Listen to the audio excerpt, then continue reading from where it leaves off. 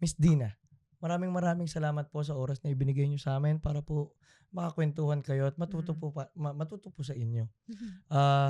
Ma'am, hindi na po ako magpapaligoy-ligoy pa, punta na po tayo sa unang tanong. Minsan po nilalagyan lang namin ng onting bigat para po ma-set lang yung pace natin, pero mamaya naman po aatras tayo ng onti. Para po sa unang tanong, what is the most important thing in life po? Para sa akin, siguro magkaroon ng purpose.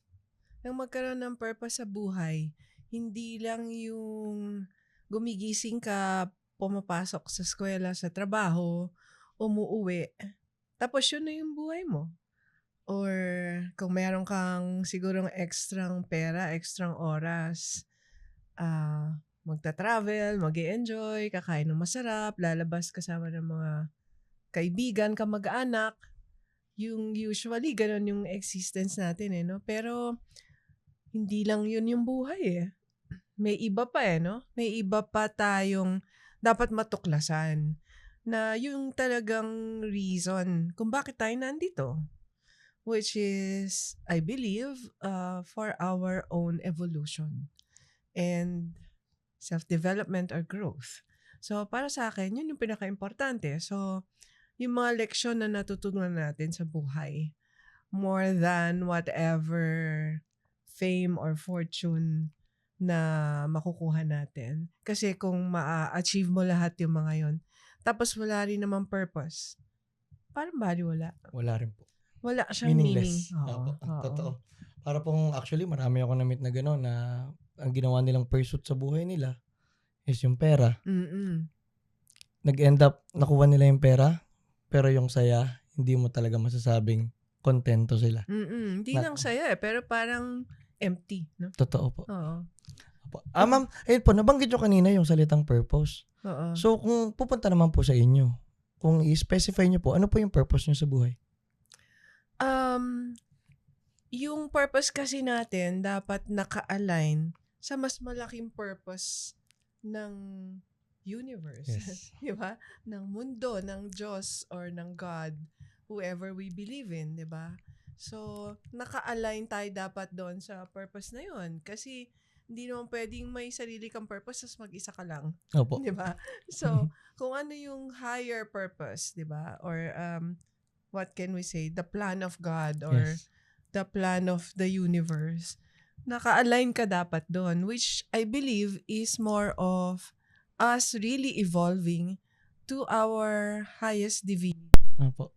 Kasi, di ba, sa Catholic, tinuro sa atin, Catholic ka ba? Ano po ako? Born Catholic, pero ako po wala. ngayon, I prefer not to label what I Oo. believe kasi para sa Yan ang akin, religion, ano? ililimit niya parang Correct. ganun. Opo. Ako rin, ganon. Born Catholic, nag-aaral sa Catholic school. Same. Pero dumating ako dun sa point na naghanap din ako. 'Di ba? Parang there was a point na may kulang.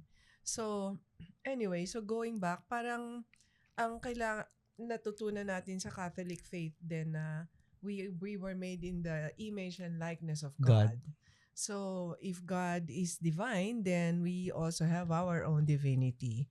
So, yung pag-explore nun at paggawa ng kung ano man ang kailangang gawin para yung highest possible divinity ma-achieve natin, I feel yun ang talagang main purpose.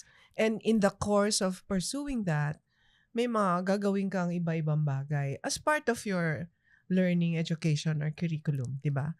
May mga projects kang pwedeng gawin that will help others, that will enrich the other people's lives, help humanity. Align pa rin doon sa kasi ina-achieve mo yung kung ano yung gusto mong maging sa bandang huli. Opo. Ang ganda nun, ma'am, Something kasi like that. sobrang nag-align po rin sa sarili kong philosophy kasi tawag ko po dyan yung true will. Yung mas malalim na kasi hindi lang siya basic na desire or want or wish. Siya yung will, yung parang kailangang gawin na kaluluwa mo. Yes. At siya rin yung will ng universe o ni God na dapat pareho kayo dun. The soul's purpose. Opo. Yeah, because hindi naman parang may paniwala ang iba na ikaw ay physical being na may soul. Pero may paniwala na ikaw ay soul na may physical presence, di ba? Opo. So, I subscribe more to the second one. Now, we are spiritual beings going through human or physical experience. Para nga po yan yung tawag na tayo is si God na gusto niya ma-experience yung universe.